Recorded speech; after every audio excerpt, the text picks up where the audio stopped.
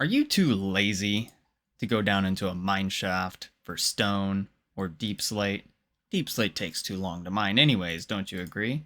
Or are you a little bit too fearful of losing your gear to lava by going to the nether in search for basalt? Who isn't? There's lava everywhere, and everything's trying to kill you and push you into the lava. Well, if you're in the same boat as me, I got the farm for you. This thing right here, I'm dubbing the Quarry. 7.778, almost 7.8 thousand blocks per hour, all going to the least TNT efficient blast chamber, but very fast, all at the same time. Uh, let me give you a little bit of a rundown. First and foremost, new stone generation technique. I don't think I've shown any stone generation techniques, but I was using one of the piston pushers I showed in my last video. This is what it's very useful for, something like this. And then I also came up with a piston snake design.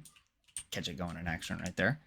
I could make it faster. Unfortunately, these are not fast enough.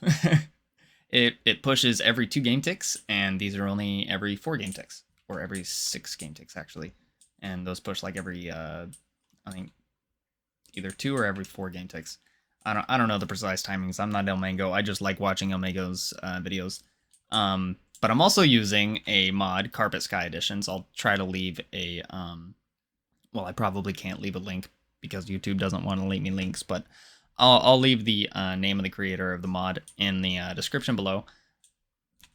It's a Carpet Sky Editions. It's another Carpet Edition by Nembomb. Not made by the same guy, though. It's a completely different guy that made this, I'm pretty sure.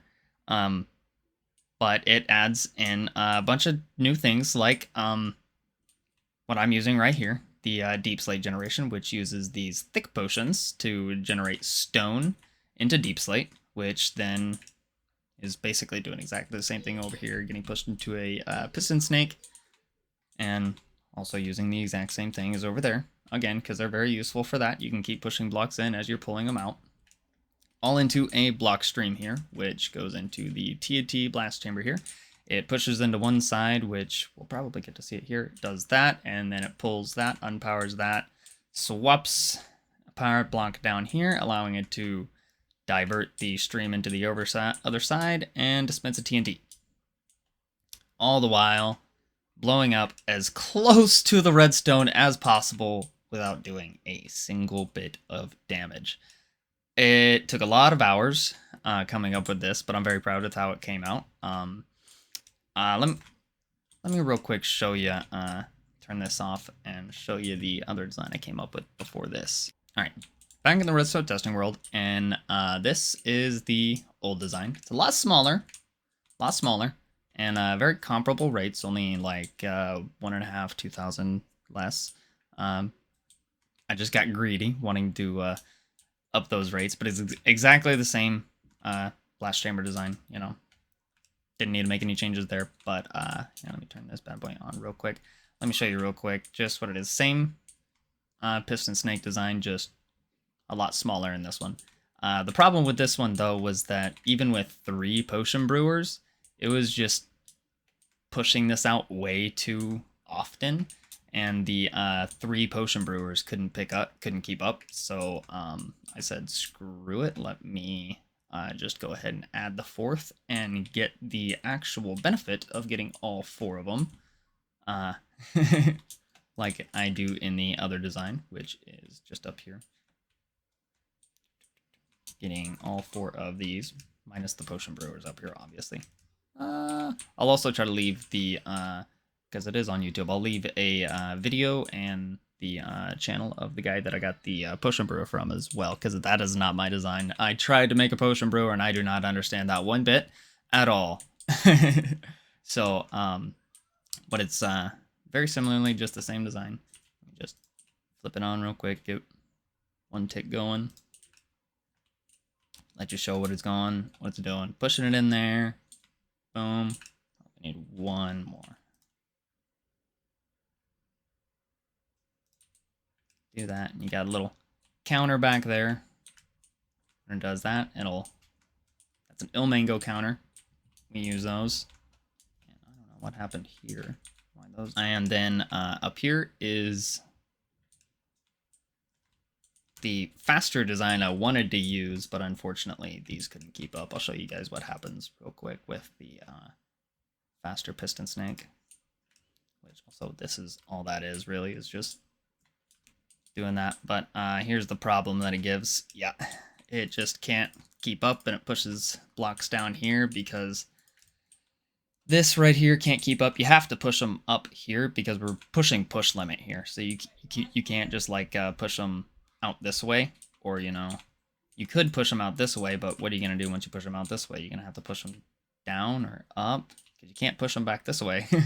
So I figured just might as well push them up right out of there, out of the gate. And we got them just coming over straight over into here. Got to push it down and into here because again, push limit. All right, back here at the quarry. And if you're a vanilla purist, like I used to be, and you're a little bit worried about seeing the Deepslate generation and hearing the mods, don't you worry, you can still use this as well. You just won't be getting the Deepslate. Here, let me show you.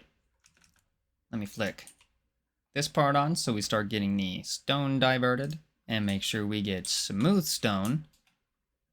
Go ahead and flip this bad boy on, flick ourselves into survival, and hold our left click down, and we'll get that stone auto-magically, baby. Don't you worry. Divert it again once more. We can get that regular old Cobble stone, as I like to call it. It'll take a little bit, obviously, to fill up the blast chamber, but as you can see, it is getting diverted all into the very same input right here. The Deepslate, the stone, and the Cobble, which I'm about to show you real quick as well. Go ahead and flick this thing off. Let it power down a little bit. That's another thing about this farm, is it takes a little bit to power down. It produces quite a lot, but we can turn this bad boy on now and start producing basalt as well. Boom. And here's the beauty about it. We didn't need any actual timers for this one. You know how, well, not exactly timers. We just basically use the actual input for the piston snake as the timer itself for this bit right over here. We didn't need that for this. We have all lava sources back here except for one, the one closest to the observer here. And they're all 3 blocks back, forcing this one right here to have to flow 1 extra block than the rest. So it's always going to be the last one to produce any basalt. So that observer is always going to make sure that this is a full line that is getting brought all the way over here to the blast chamber, which is flawlessly working. Show you this thing going off once more. Right there. Boom. Items fall down.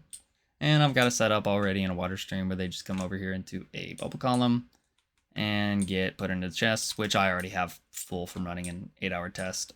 Yeah, these 20 double chests. No, not 20. 15. I'm bad at math. 15 double chests and the hoppers behind them all got filled up within like 6 or 7 hours of the 8-hour test, and things just started getting put into lava. This thing is very, very, very, very, very fast. Like I said, nearly 7.8 thousand blocks per hour. So anyways, hope you guys enjoy. Leave a like, comment, subscribe if you enjoyed, and if you want to see more. And just to let you guys know again, I do need to hit that subscriber and watch hour goal to be able to get the links in my description to share the downloads for schematics. But I can still at least give the shout outs to the guys that came up with the potion brewer in the link in the description. So I hope you guys enjoy. See you again next time.